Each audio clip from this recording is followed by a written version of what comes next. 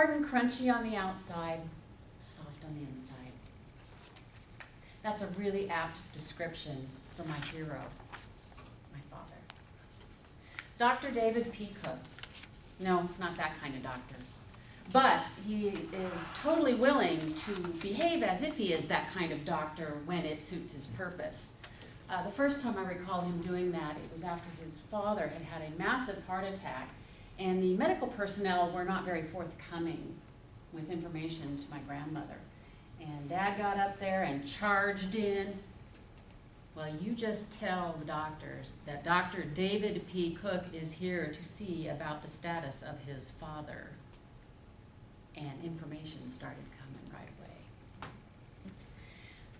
My father, bless his heart, is a student of human behavior, and he's not afraid of messing with the lab rats, as he sometimes says.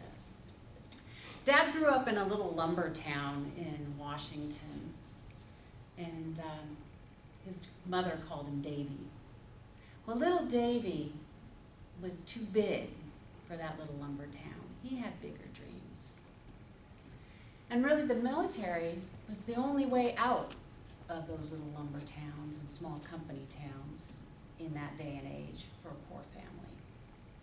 So after high school, serving as class president, captain of the football team, and discovering to his horror that his hairline was already receding, Dad signed up for the Navy and did his hitch. Fortunately, he missed both the Korean conflict and Vietnam, so had a fairly calm experience. Although there is one story he told about being sent to Hawaii to service some British planes that were placed there. I don't know how they ended up there. Well, his orders didn't make it over there, so he's stranded in Hawaii. This is in the early 60s. With no orders, no money, no way to live on base because he's got no orders. So truly, in the military at that time, you didn't exist without orders.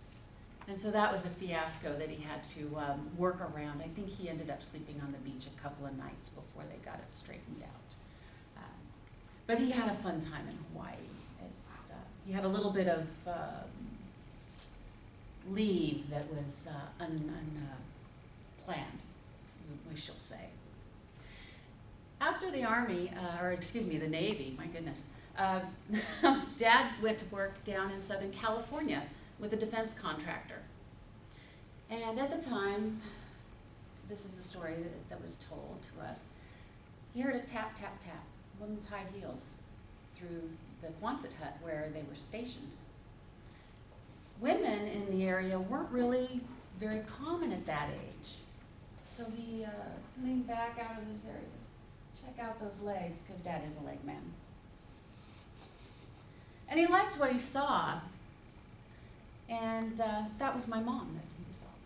Actually saw his legs first. After that, I guess it wasn't really, it was the cherry on the top. We'll go with that, okay?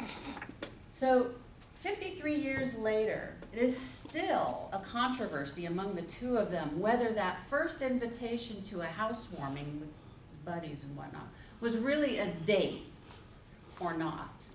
Dad says no. Mom says yes. Regardless, Dad ended up taking Mom home from the housewarming that night. So such is the beginning of a long partnership and romance. One of the things that I find really touching about my father is his championship of my mother's dreams. Now, Dad's dream was a PhD, and in 1983, he did achieve that dream. He always, Mom says, thinks she can accomplish more than she thinks she can. And as a result of Dad's support, Mom went off to school at the Naval Postgraduate School on a full ride with the federal government, while poor Dad was left with his 2 teenage daughters. In full flower, Mom left the nuclear cooling rods that kept us from exploding, and we made it. And Mom did too, and got her master's degree. And she continued moving through the ranks at the Department of Defense with Dad's support. So truly, again, coming from that age to the 60s and the 70s, with Mom being a software systems engineer, which is unusual for a female, and Dad being more supportive in the home, which was unusual for a male, I find that very gratifying, and I'm so proud of his ability to move beyond what a standard was at that time. Dad is a big prankster, and one of his best pranks he played on his doctoral advisor when he was still at the University of California at Santa Barbara. Now, Dr. Case is completely computer phobic, totally. He touches the computer, it explodes, things happen, you can't figure it out. Dad took the little musical device out of a Christmas card. I think it played Jingle Bells, you know, that really tinny, plasticky sounding stuff, tore it. And he put that underneath the keyboard, so when Case came in and moved the keyboard to start typing, this terrible, repetitious music would play. And then he could have secreted himself outside the lab. Well, several minutes later, after hearing this music going on and off and more magical words coming out of the office, he hears, "Cook!" bellowed down the hall, and he hightailed it out to the University Center, hid there for a couple of hours over coffee until the storm blew over. But he took as good as he gave. When we were older, Dad didn't want Mom to continue on birth control because of the concern about the hormones. So Dad volunteered himself up for a vasectomy. And when he went back to the lab, they had changed the name on his lab door to Sam Spade, S-P-A-Y-E-D.